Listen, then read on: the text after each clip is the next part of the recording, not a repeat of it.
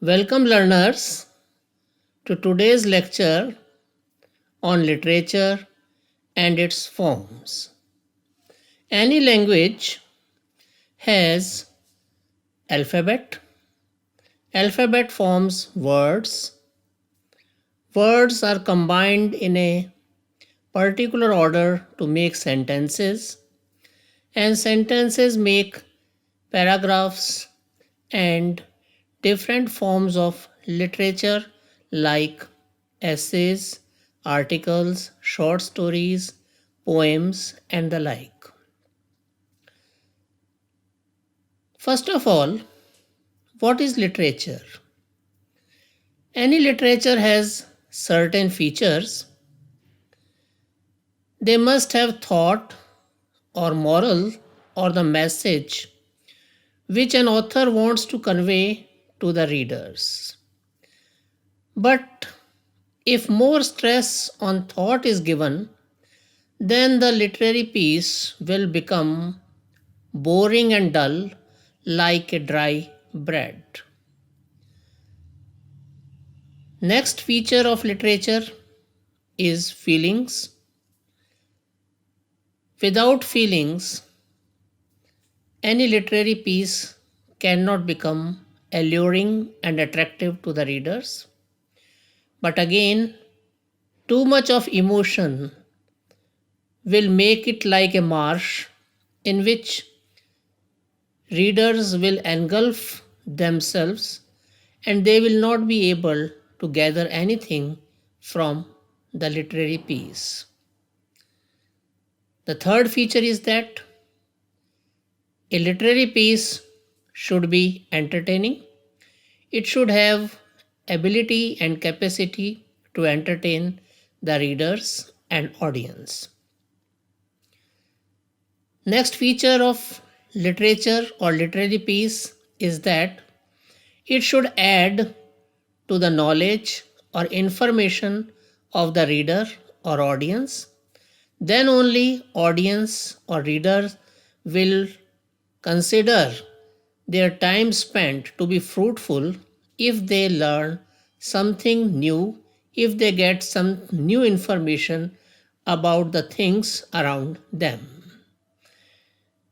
And the last but not the least feature of a literary piece is that it should be elevating. It should make a reader feel above his own selfish petty interests and look at the wider interests of the humanity. Broadly, literature can be divided into two: prose and poetry.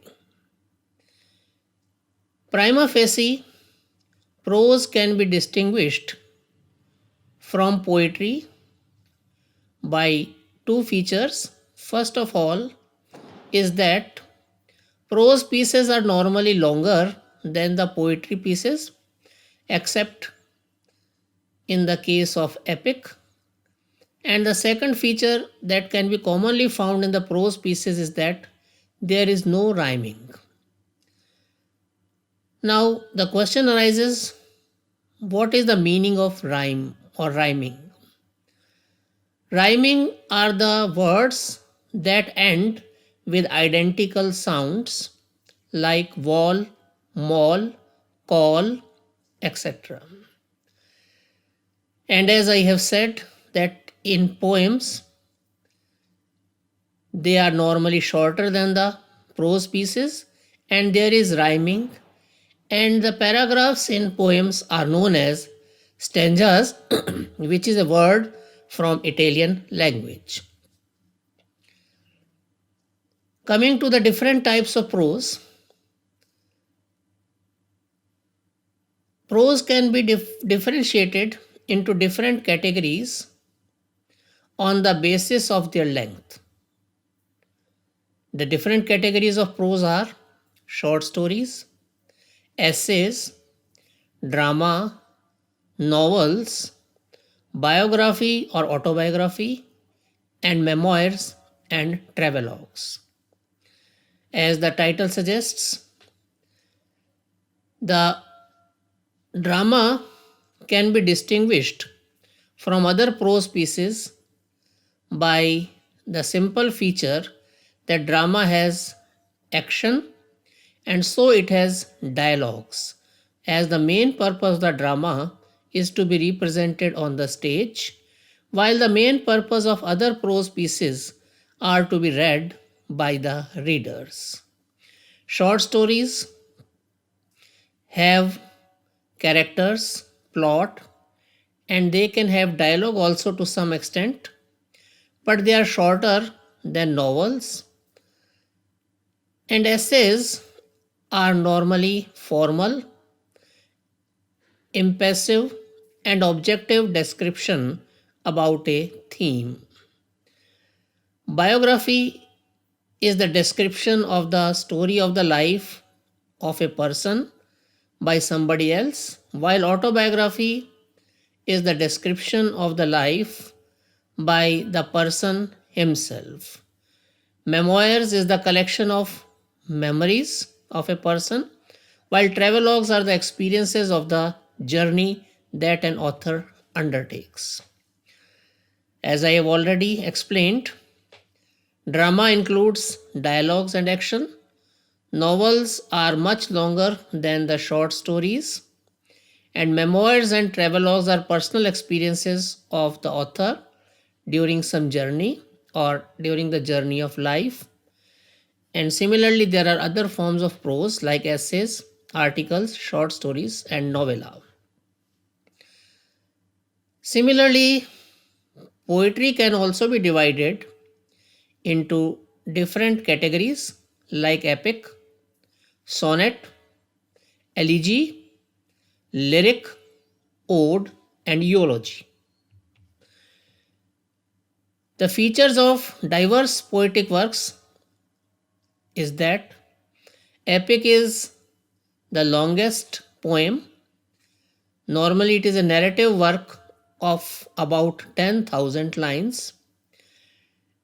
And good example of epics in English is Paradise Lost and Paradise Regained, which are written by John Milton. Sonnet, which is a form of poetry that has come from Italy, consists of 14 lines. Elegy is a serious song that is reserved for serious and tragic occasions like death, defeat, or great loss. Lyric is a musical song which was originally intended to be sung on the tune of the musical instrument lyre. So it must have a rhythm, it must have feelings, and it must be subjective. Eulogy is the song of praise that is written by somebody in honor of some other person. In poetry, there can be different stanzas, different types of stanzas based on the rhyming of the stanzas, like couplet, which is a group of two lines rhyming with each other, like as I have already said, call and mall. Tercet is a group of three lines rhyming with each other, some, none, come. Quartets is a group of four lines in which either there can be alternate rhyming, that is, the first and the third line rhymes with each other, or the first and the fourth and the second and the third line rhymes with each other. Stanza is an Italian word that indicates paragraphs in poetry. Sestet is a group of 6 lines, and octave is a group of 8 lines which are normally found in Italian or Petrarchan sonnet. Thanks and have a nice day. But before we depart, I have got an assignment for you. Try to categorize the poems and prose works prescribed in your syllabus in different categories that I have discussed in today's lecture. Thank you very much once again, and have a nice day.